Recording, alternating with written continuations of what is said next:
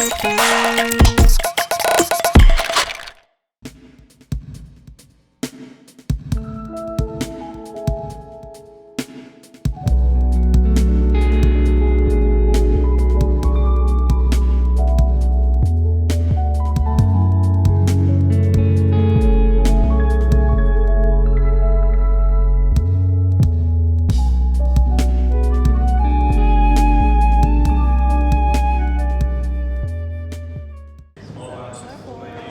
one flight, we have selected 7 glasses of wine to pair with the 9 courses of lunch. Let's have something light and refreshing to start with. So the first bottle we have is a Last Reserve Rosé by Hushleaf Winery. So it's a winery in Kent, in the southern part of England. And it's made from a blend of the classic champagne grapes, which consists primarily from Pinot Noir, with a little bit of the Chardonnay and Meunier. So this bottle will display a little bit of the flavors of raspberry, sour cherry and strawberries, quite refreshing and light style of sparkling wine. So it's good to have this kind of sparkling wine to start with. So please enjoy this bottle to go with the first 2 servings. Okay, thank you. Thank you.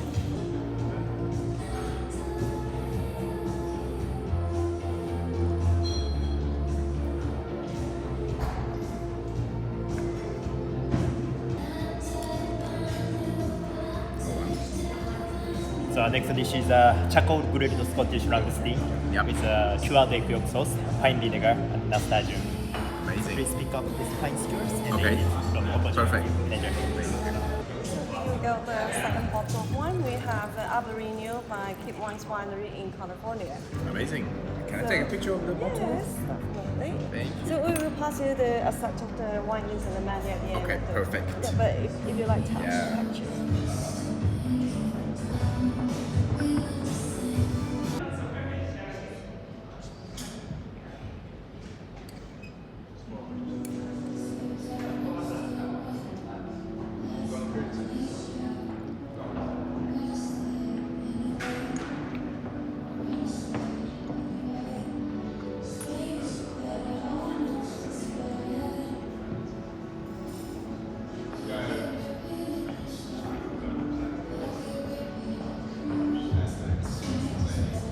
What's this made of? It's a ceramic, so it's is it? yeah, absolutely. So pretty much all of our crockery was bespoke made from a company in Newcastle called 1264 Degrees North. So they made a lot of things for us bespoke when we opened, but they're rather impressive, aren't they? Yeah. It's a big slab. Yeah. It's beautiful. Thank you so much. Thank you. Wine from Tavel by La Combe du Hayo Winery. Okay. Tavel is a village in southern Rhone Valley in France, just opposite to Châteauneuf-du-Pape, separated by a river. And Tavel is actually a region that is more specialized in producing rosé. But this bottle of red wine also displays some of the regional characters because you see the color is very light and the body is very light as well. It's a result of the grapes they use. It's made from a blend of Grenache and Cinsault together with some local white grapes. So that makes the color lighter. And with higher acidity, less tannin. So it's truly a very friendly and approachable wine that works well with our cider with tomatoes. Sounds good. Yeah. Great. Please Cheers. enjoy. Thank you. So here we have a frozen tomato gazpacho sorbet. We've got broth which has been made from some lacto-fermented tomatoes. We've got some fresh English coriander seeds and some lemon. Sounds good. Thank you. The next wine we have is a red wine from Bordeaux by Chateau Courtinier. So this winery is classified as the 5th Grove Winery in the 1855 classification. So that means they've been making wine since a very long time ago and consistently producing good quality wine. So next dish is Wagyu beef. 7 wine for lunch may not be the best idea. But the wine pairing so far, very, very good. Not had any conflict. They all complement the dishes. Next bottle we have a sake from Japan by Masuda Brewery. This brewery is located in Toyama Prefecture on the west coast of central Japan. Oh, nice. manner, sake is made from an alcoholic beverage that made from rice.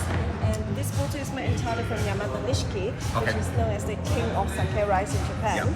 Also with 50% of polishing rate, is categorized as the Maidai Ginjo, which is the highest grade in the premium sake category. Yeah. So on the palate, at the first glance, it carries flavors of rice, vanilla, creams and nuts, Yeah. followed by some umami and savory finish. It's quite a full body and sweet sake. And please enjoy this bottle to go with the turnip salad. Okay, thank you. Enjoy. So next dish is a turnip and jam lettuce salad, Yep. seasoned with parsley paste. And Okay. sauce is a smoked haddock infused lacto fermented koji sauce Okay. with cheese snow. Nice, thank you. Thank you. Cheers. Try not to say too much. I might say things I will regret. I mean, like, just in general, nothing to do with the meal. The food has been great so far, actually. If there's any criticism, it's like everything seems a little bit creamy to me, but hey, that's just a preference, I guess. Some people love it creamy. The first 2 dishes, the appetizer, it's a fraction on the saltier side, but then that's sitting at a drinking lounge, so it makes perfect business sense. You eat something and you want a drink. Yeah. That's an exciting glass.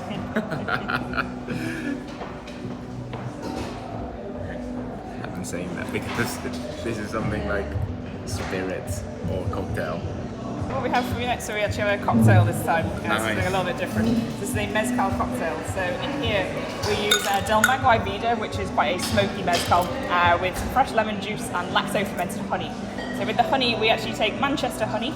Okay. We add some water and 2% of the weight of it in salt, and then we have a fermentation room in the back. So we leave it to ferment for about 3 weeks at about 22 degrees. And as it starts to break down, it starts to acidify. You get this lovely sort of acidic, sort of vibrant quality to the honey and a real depth of flavour in there as well. Oh, and then, amazing. Thank you. Just around the rim, you have a Chapulines salt. So this is actually a salt made from arval chilies and grasshoppers. So Chapulines are a type of grasshopper. Yeah, perfect. They You use should them have it whole. Is that- I would love to see it. Of Yeah, course. well, I'm opening up for everyone else. Yeah. The grasshoppers themselves, they dry them out. They have this really rich umami flavour, so they're absolutely I gorgeous. guess that's kind of coming from the Mexican roots Exactly, as well. absolutely. Yeah, So we do perfect. have a bit of a Mexican theme running through this next dish for you. And it's a Amazing. bit of fun as well. So Perfect, there we thank go. you. So, got your final savoury serving now. So we've got some Barraco Presa. So Barraco is a variety of pork, the Spanish Yep. pig, and a Presa is the shoulder. So we've served it with some chard that's been seasoned with some coal oil, elderflower vinegar that we've preserved from last year. We've got some mole on the plate there as well, which is really traditional Mexican sauce. Sort of like a little bit savoury, a little bit sweet, a little bit spicy. Chocolate in there? Yes, it's got chocolate, Good, different good. kinds of Yep. chilies, plantain, dried Amazing. fruit and nuts. It's a long list of ingredients. Yeah. Every family has a different one. I know. So Yeah. that's our Parker House roll. So that's been glazed with our own lacto-fermented lavender honey. So I recommend you just sort of tear into it and then dip it into that little pot there. And inside that pot you've got a warm mousse of caramelised yeast. Amazing. Thank Enjoy. you. Thank you. Beautiful. I think I'm going to like this mole sauce. I've not seen this on the menu for a long time. I love it. Okay. Let me think. I'm going for the bread first because there was quite a lot of alcohol. No, I'm going to take picture first. Bread.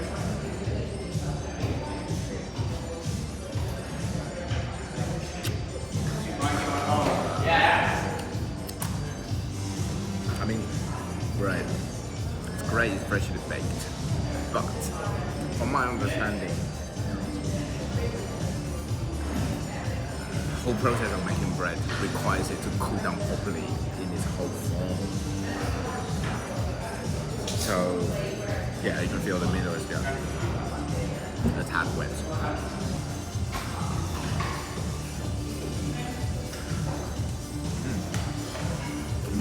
Very cold pork, the shoulder.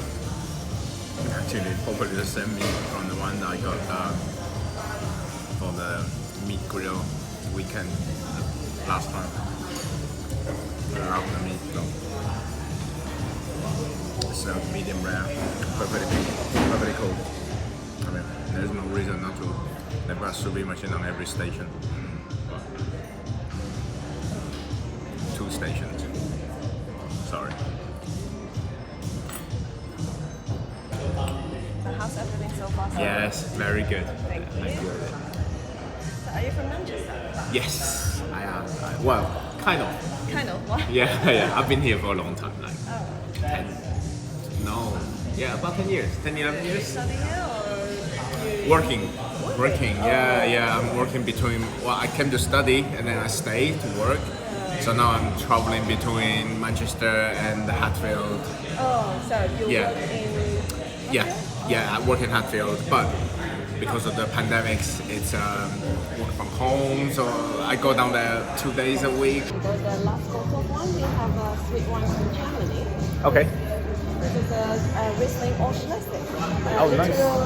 Orsch literally means late harvest. Yeah. By keeping the grapes on the wine until late November, early December, which we normally do harvest in maybe September. Yeah. That makes water inside the grapes will be reduced, and at the same time, sugar content and flavors will be more concentrated. Yeah. So that makes the wine taste a little bit sweeter than normal white wine. And this bottle is very classic local style of Riesling. Okay. With bright acidity, same Yeah. as the cream fruit, also goes with a hint of mineral and cold finish. Very easy drinking style sweet wine, and please enjoy this to go with the ice cream. Amazing. Thank you. Enjoy. Well, there's a sweet German Riesling. Yep. Late harvest.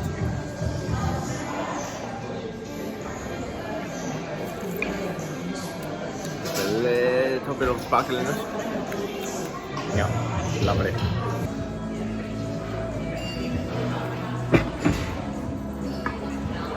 So unfortunately, this is the final thing we have for you this afternoon. problem. So we're just going to round off with something slightly sweet. So here we have some British strawberries. So the strawberries themselves, we just sliced them and then rolled them up. With that, you've got a salted brown butter and sourdough miso ice cream. Just on top of the ice cream itself, some caramelized grains and some marigold leaves. And then here, just dusting it with some woodruff powder. Amazing. Enjoy. Thank you so much. Cheers. That's the last course. Some ice cream.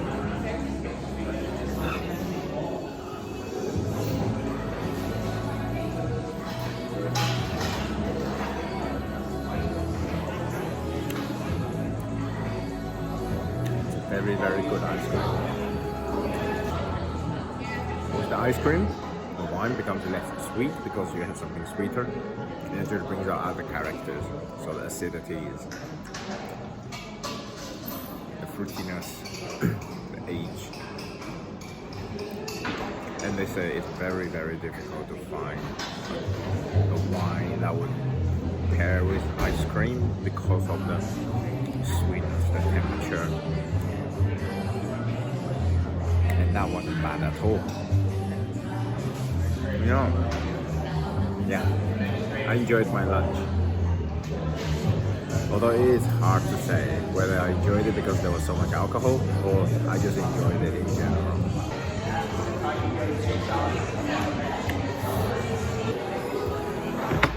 Right, I think the full meal, that's it. If you like it, if you want me to try any other places, let me know.